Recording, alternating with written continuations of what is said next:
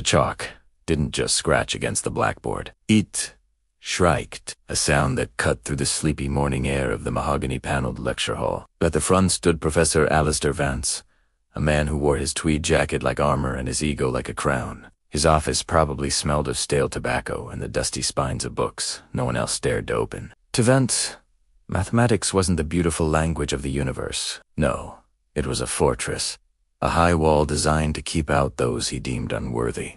"This," he announced, his voice booming with self-importance, "is the Lachlan conjecture. For 200 years, it has been the graveyard of ambitions. Entire government funds have been created just to see a single line of progress." Then his gaze swept across the room, past the sons of oil tycoons and the daughters of senators, landing squarely on the back row, on 17-year-old Elias Thorne. A fact Vance never, ever let him forget. "Mr. Thorne," Vance sneered, his voice dripping with false empathy that was sharper than any insult.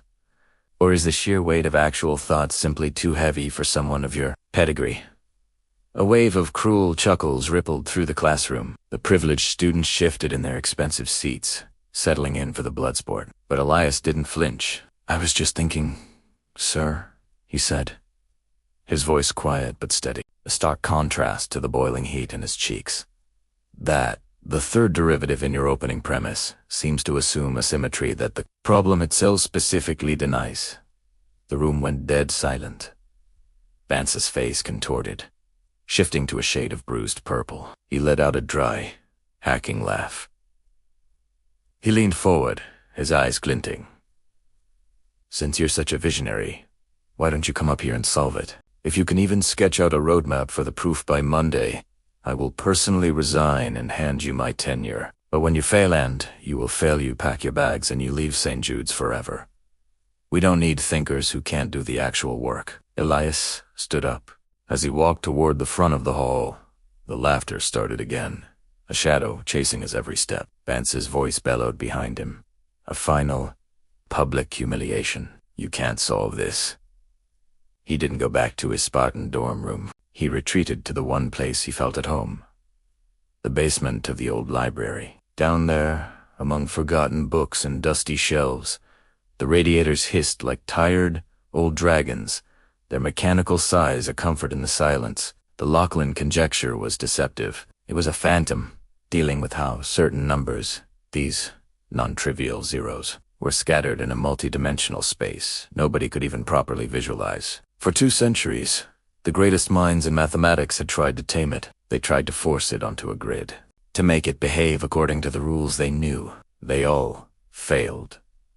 She could take a ruined silk dress, a hopeless tangle of threads, and restore it by finding the one single thread that held all the tension. "Everything has a tension point, Elias," she used to tell him, her hands deftly working a needle. "Find the thread, and the whole thing unravels." He stopped seeing the numbers as static symbols on a page. He started to see them as something else entirely, as waves flowing and crashing against each other. If the conjecture was an unbreakable wall, he wouldn't try to climb it. He would watch how the wind moved around it. He scribbled the Helmholtz equation, a classic in wave theory, then immediately crossed it out. Too simple, too linear. He started applying the principles of fluid dynamics to the distribution of prime numbers. It was a radical, almost heretical idea in the rigid world of pure mathematics. It was like trying to describe a sculpture using the language of music. His fingers were stained black with ink, his eyes bloodshot from lack of sleep. The floor was a mosaic of discarded ideas, hundreds of pages of scratch paper forming a chaotic map of his mind. And then he hit it. Vance's words echoed in his head. It was right.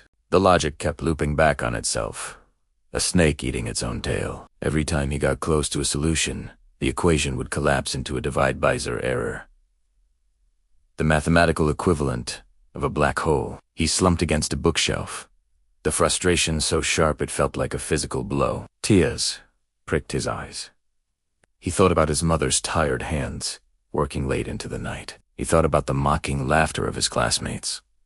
He was a failure. He was just a pebble against an obsidian wall. His gaze drifted to the grimy basement window. It wasn't constructing a grid. It built in a spiral, casting out long, anchoring threads first. It only reinforced the center after the outer structure was secure. The air left his lungs. The anchors, he whispered to the empty room. The zeros aren't the destination. They're the anchors. He scrambled to his feet, a surge of adrenaline washing away his exhaustion. He grabbed a fresh stack of paper. He had been trying to prove where the numbers were. He needed to prove where they couldn't be. He started sketching out a new system, something he mentally dubbed sieve topology, a concept he was literally inventing on the spot. And suddenly, the math began to flow. It wasn't a struggle anymore. It was a symphony. The symbols danced across the page, no longer enemies but partners.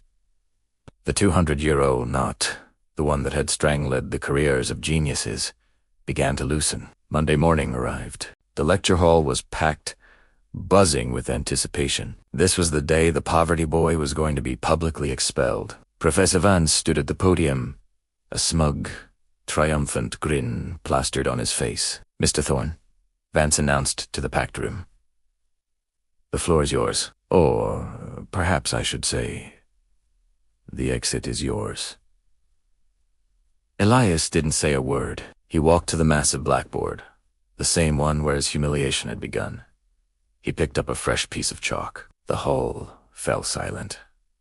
For the first 10 minutes, as he laid out his radical new foundation, the students whispered and fidgeted. For the next 20, as he began to weave fluid dynamics and topology into number theory, they sat up straight, their whispers dying out. Who had been watching with an air of detached amusement, let his coffee cup slip from his hand. It shattered on the floor. Elias wasn't just solving a problem. He was rewriting the language of the field. He reached the final section of the summit, where every genius for 2 centuries had fallen. He stepped back from the board. It was a masterpiece of pure logic. The final line sat there, undeniable, crystalline, and perfect. QED. The silence in the room was absolute. It wasn't the quiet of a classroom. It was the sacred hush of a cathedral. Professor Vance walked toward the board as if in a trance. His hands were shaking. For 10 minutes, the entire hall held its breath as he examined the work. Finally, Vance turned around. He looked... smaller, decades older, revealing a man who had just witnessed something he thought was impossible. It's correct," Vance whispered, his voice barely audible. Elias looked at him, his expression calm. "Does that mean I stay?" he asked, quietly. Vance looked at the boy he had ridiculed, the boy whose future he had tried to break. "No, Mr. Thorne," Vance said, his voice thick with a strange new emotion. "It means you teach, and I have some thinking to do, not as the scholarship student, not as the pebble." He walked out as the boy who had conquered the impossible. The laughter had stopped, and the world was just beginning to listen.